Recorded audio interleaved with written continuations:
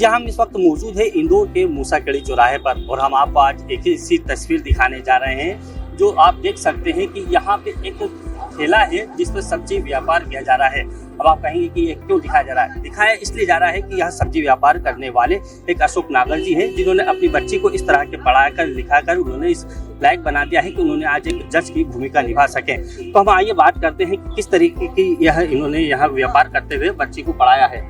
Sir बताएं आपने किस तरीके से बच्ची को पढ़ाया? सर व्यापार तो सब्जी का ही है। अभी तो ये यहाँ पे ठेले पे लगाने लग गया दुकान। पहले तो हम फेरी पर सब्जी बेचते थे और शुरू से जो बच्चों को पढ़ाया लिखाया सब कुछ करा, आगे की शिक्षा दी। फिर बच्ची की रुचि पढ़ने में ज़्यादा दिखने लग गई तो फिर हमने खर्चा काट के घर का थोड़ा और बच्चे को यहाँ तक पहुँचाया। अच्छा, क्या पढ़ाई की है और आज क्या बने हैं वो, तो किस तरह से? इनने सर पढ़ाई की, पहले तो सादा पढ़ा, फिर जो इनने बाद में हमसे बोले वकालत करना हमको। उनकी ठीक है बेटा, आपकी रुचि के हिसाब से जो आपको अच्छा लगे वो करो। फिर इन्हें वकालत करी क्या, फिर इसके बाद में वकालत इनकी हो गई, फिर इन्हें LML करा, ये जज की तैयारी करी। तो समय तो लगा सर, पर परिणाम तो आपके सामने है। अच्छा, किसी तरीके की कोई आर्थिक व्यवस्था मतलब आपको तकलीफ आई हो कि क्या सामना करना पड़ा? तकलीफ जीवन ही तो संघर्ष है सर, शुरू से ही। अब ये सब्जी में क्या होता है सर, इतना पढ़ाना बच्चे को, मतलब फिर भी पैसा जोड़ के और हमने इसको इस मुकाम तक पहुंचाया। अच्छा, हमारे साथ में इनकी माताजी भी मौजूद हैं, हम उनसे भी बात करेंगे। क्या आपकी बच्ची है जज बनने वाली है, तो आप क्या देखती हैं, क्या किस तरीके से सोचती हैं? अब क्या बहुत अच्छा ही लग रहा है, जज बनने वाली है तो इसलिए। क्या कुछ परेशानी आई हैं आपको? अब परेशानी तो आती है, पर क्या है कि हम मतलब ऐसी कोटे में आते हैं तो थोड़ा सरकार की तरफ से भी हमको वो है स्कॉलर फीस मिलती है, तो उसमें भी स्कॉलर फीस से भी मतलब वो सहयोग मिल जाता है। अच्छा, बचपन से ही किस तरीके से पढ़ाई में रुचि थी और किस तरीके से? बचपन से तो डॉक्टर बनना चाहती थी, सही बात तो ये। पर क्या है कि मतलब तीनों बच्चों का अपना वो था कि अपने 3 बच्चे हैं, तो मैंने क्या बेटा इतना पैसा हो नहीं पाएगा कि तुम डॉक्टर बन सको, क्योंकि मैं लाइफ में बाद में ये नहीं चाहती हूँ कि एक भी बच्चा ऐसा बोले कि अरे इसको पढ़ाया मैं नहीं पढ़ी हूँ। तो फिर मैंने डॉक्टर बनने को उसको मना किया था, तो उसने मान ली मेरी बात जब भी। फिर उसके बाद इसने मतलब फाइनल करने के बाद बीकॉम फाइनल किया, फिर बोलती कि नहीं मेरे को वकील बनना है। मैं कहा ठीक है, वो भी हो गया इसका, LLB हुआ, फिर LLM हुआ, फिर कहती है अब सिविल जज की तैयारी करना है। मैं कहा हाँ बेटा पढ़ लो।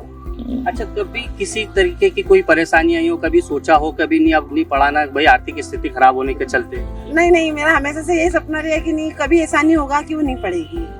बहुत लोगों ने क्या शादी कर दो, इतनी बड़ी लड़की है, उसको कहीं जॉब वॉब करना चाहिए, आप ही काम करते हो। और मैंने क्या नहीं, मेरी बेटी को नहीं बोलूंगी, मैं कभी नहीं बोलूंगी।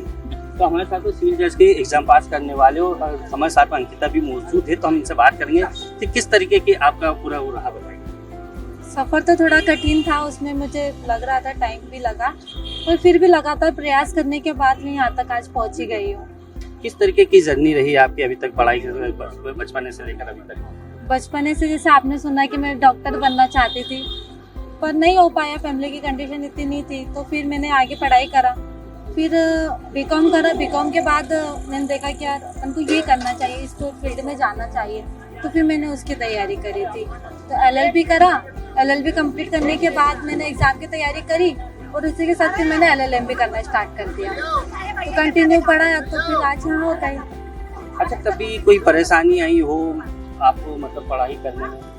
पढ़ाई करने में प्रॉब्लम्स तो आती थी, फाइनेंशियल प्रॉब्लम थोड़ी ज़्यादा रहती थी, तो वहाँ तक नहीं हो पाता था, पर फिर भी सरकार की तरफ से स्कॉलरशिप मिलती थी, थोड़ा बहुत मम्मी पापा कर देते थे, तो पहुँच जाते थे, मतलब हो जाता था। एक सिविल एग्जाम को लेकर आपने बताया, मतलब किस तरीके से कोई आवेदन या फॉर्म भरने में कोई तकलीफ आई थी, किस तरीके की? मतलब ये वाला जो एग्ज़ाम मैंने क्लियर करा है ना, इसी फॉर्म का पैसे नहीं थे मेरे पास भरने के लिए, क्योंकि वो लॉकडाउन था और उस टाइम पे सब्जी का ठेला तो अलाउ नहीं था, तो सब दुकानें बंद थी, तो उस टाइम फीस भरने में थोड़ी प्रॉब्लम आई थी, वो प्रॉपर नहीं हो पाया था। तो फिर मम्मी ने कहा था कि अपन शाम तक अपन ठेला लगाते हैं, फिर जितने पैसे आएंगे तुम ले जाना, भर देना। तो फिर उन्होंने दिया था, फिर मैं शाम को फॉर्म भर कर आई थी। अच्छा, किस तरीके का मैसेज देना चाहेंगे आप यूथ को? यूथ को मैसेज है कि आप कभी भी निराश मत होइए, अपनी असफलता को अपॉर्चुनिटी समझिए, लगातार प्रयास करिए और जो भी आपका लक्ष्य है वहाँ तक पहुँचिए। तो ये थी हमारे साथ में सिविल जज कोर्ट एग्जाम पास करने वाली अंकिता। उनका साफ तौर पर कहना है कि जिस तरीके से मेरे मम्मी पापा ने हमें तो दुख तकलीफ झेल कर हमें पढ़ाया है और इस काबिल बनाया है, अब वो उनको ले जाएं और अच्छे एक उनकी ज़िंदगी सफल बनाएं। Firoz Khan, ABP news, Indore.